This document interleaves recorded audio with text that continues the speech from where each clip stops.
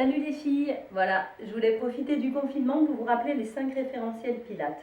C'est la base de tout pour donner de l'intensité aux exercices et pour travailler correctement, toujours en autograndissement. Donc je vous les rappelle rapidement et puis j'essaierai de vous montrer l'intérêt de l'un par rapport à l'autre et comment parvenir à cet alignement idéal du corps. Donc tout d'abord, le bassin doit toujours conserver un placement neutre. Je vous expliquerai tout de suite après comment y parvenir. Ensuite, on pense à l'engagement du plancher pelvien et du transverse, c'est le centrage. Puis la respiration thoracique, antérieure, latérale et postérieure, elle doit se faire sur tous les plans. Enfin, les épaules toujours abaissées, les omoplates dirigées vers les poches de pantalon et le placement de la nuque bien longue. On trouve ici un alignement idéal du corps qu'on trouve assez facilement dans la suite. Alors, comme certaines le savent, je suis enceinte de 4 mois, ce qui va expliquer un léger bidou, mais vous verrez justement l'intérêt de l'engagement du transverse va être nettement visible. Tout d'abord debout. Comment trouver un placement neutre du bassin? Et quel est l'intérêt aussi d'avoir un placement neutre du bassin? Vous pouvez éventuellement placer vos mains ici sur le côté. Je vais vous proposer de faire des antéversions, rétroversions de bassin. Donc sur le souffle, vous allez amener votre pubis vers l'avant. Et sur l'inspiration, laissez le coccyx remonter vers l'arrière. Observez ce qui se passe pour mes mains. On souffle, on est sur une rétroversion. On inspire, antéversion. On peut visualiser comme 2 assiettes qui seraient posées sur mes hanches et qui se déversent vers l'arrière lorsque je rétroverse et vers l'avant lorsque j'antéverse. En diminuant petit à petit l'amplitude de ce mouvement, on va trouver un placement neutre où l'assiette est stabilisée, le bassin est droit, je préserve toujours les genoux légèrement fléchis et les pieds largeur de bassin. Ce placement neutre vous permet d'éviter 2 choses. Tout d'abord, des compressions lombaires.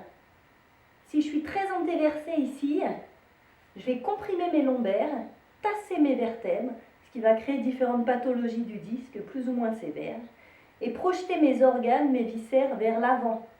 En relâchant finalement le transverse et le plancher pelvien, je perds tout à fait le bénéfice d'un travail abdominal qui pourrait suivre.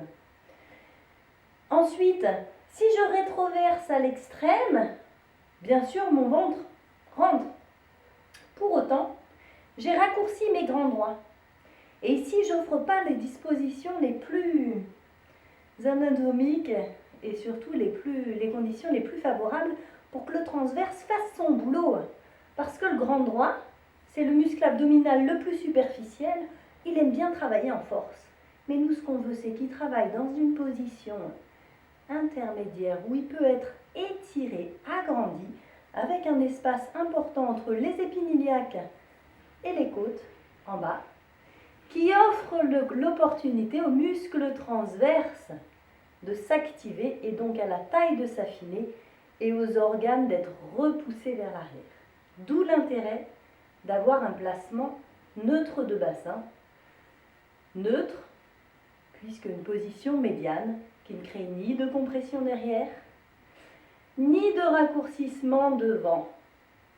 On constate également qu'une rétroversion trop importante entraîne automatiquement une syphose du haut du dos, le haut du dos qui s'arrondit, et les épaules, si j'exagère un petit peu, qui se propulsent vers l'avant. Donc pour se redresser, on retrouve ce placement neutre. Deuxième référentiel, le centrage. Ici, je ne suis absolument pas centrée. Mon ventre sort. J'exerce, même sans le vouloir, une poussée vers le bas de mes organes. Je n'ai pas engagé mon périnée. Je n'ai pas engagé mon transverse. Sachez que votre plancher pelvien et votre transverse travaillent toujours en synergie, à condition d'engager en premier le périnée, puis le transverse.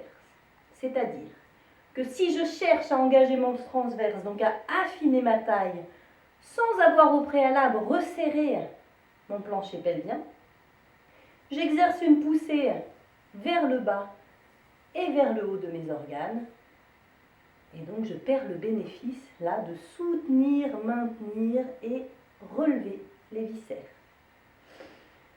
Pour ce centrage, on va commencer toujours par les muscles forts du plangé pelvien, les releveurs de l'anus. En imaginant qu'on retient un gaz, je contracte mes releveurs de l'anus. Puis j'engage mon périnée en imaginant que je retiens des urines, en fermant mes sphincters.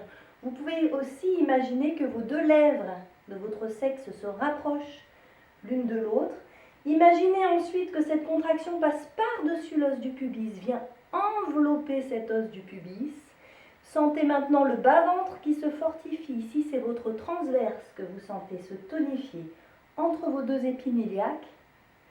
Maintenant, le nombril s'absorbe et vient vers la colonne. Et imaginez encore qu'il remonte vers les côtes, vers le haut. Là, on a un engagement parfait. Plancher pelvien transverse, et c'est assez magique parce que quand je tiens ce plancher pelvien, quand j'engage ce transverse, en gardant les fesses relâchées, automatiquement mon ventre rentre, ma taille s'affine et se galbe. Je relâche, c'est assez flagrant du fait d'avoir un petit bidou. Donc on va continuer. L'intérêt donc, de ce centrage, qu'est-ce que c'est? Eh bien, sur tous les exercices pilates, je vais avoir l'objectif premier de maintenir ce centrage. De maintenir ce centrage qui va me permettre en fait de maintenir le placement du bassin et le placement du haut du dos. On y viendra après. Un bon centrage va donc permettre de travailler plus en profondeur, plus intensément, toutes les chaînes musculaires profondes.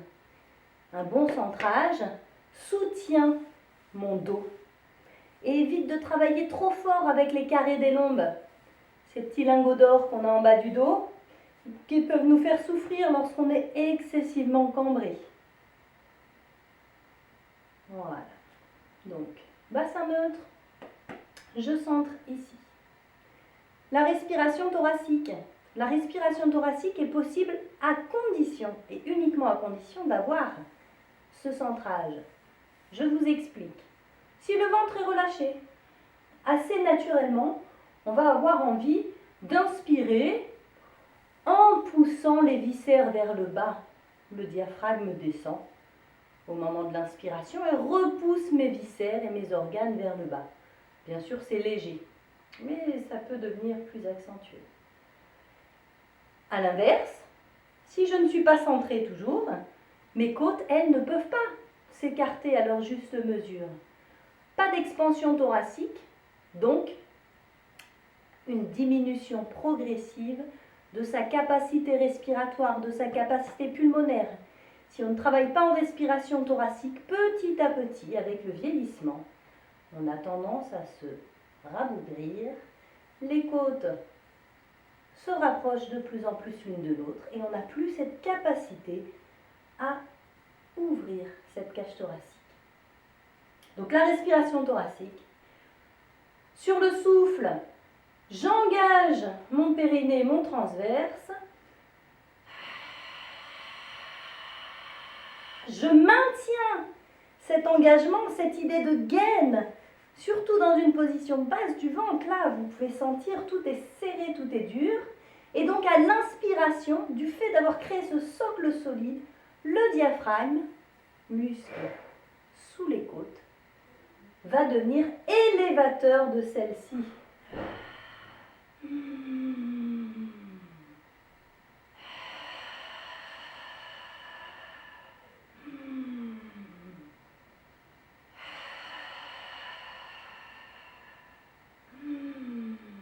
C'est évident si je vous montre de face. Le bout de mes doigts ici sont rapprochés. Je souffle. Et à l'inspiration, mes mains s'écartent sans que j'ai à forcer.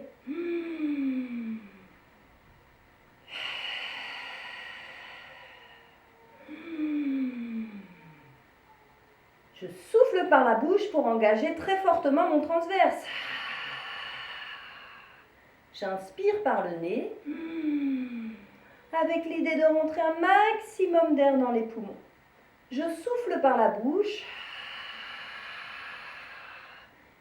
j'inspire aussi longtemps que l'expiration,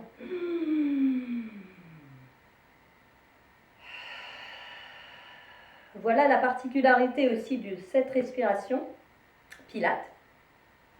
Toujours inspirer par le nez et souffler par la bouche, même par la gorge, comme si on voulait faire de la buée sur une fenêtre. Il ne faut pas avoir peur de trop expirer. J'en vois des fois en cours qui soufflent tout doucement. Aucun intérêt. Ce qu'on veut, c'est un souffle profond, un souffle qui vient du fond de ses entrailles et qui nous aide à engager encore plus fort le muscle transverse qui fait le tour de la taille. Je vous rappelle que c'est le muscle abdominal le plus profond. D'ailleurs, je vous ferai une vidéo sur ce sujet. Il nous permet de l'engager très fortement, ce muscle transverse, sur le souffle, et donc d'être encore plus dans une ouverture thoracique. On gagne en force, comme si chaque souffle alimentait ce centrage. Voilà l'intérêt de la respiration thoracique qui vient en soutien de ce centrage. On ne peut pas simplement dire « je rentre mon ventre et je tiens ». Et ceci d'autant plus lorsqu'on va attaquer des exercices difficiles qui vont nécessiter un maintien du bassin et des organes très forts, très puissants, des exercices qui sollicitent les grands droits par exemple. Si je n'ai pas un transverse extrêmement fort, eh bien automatiquement je vais repousser mes organes vers l'extérieur et vers le bas et donc créer l'effet inverse de celui escompté.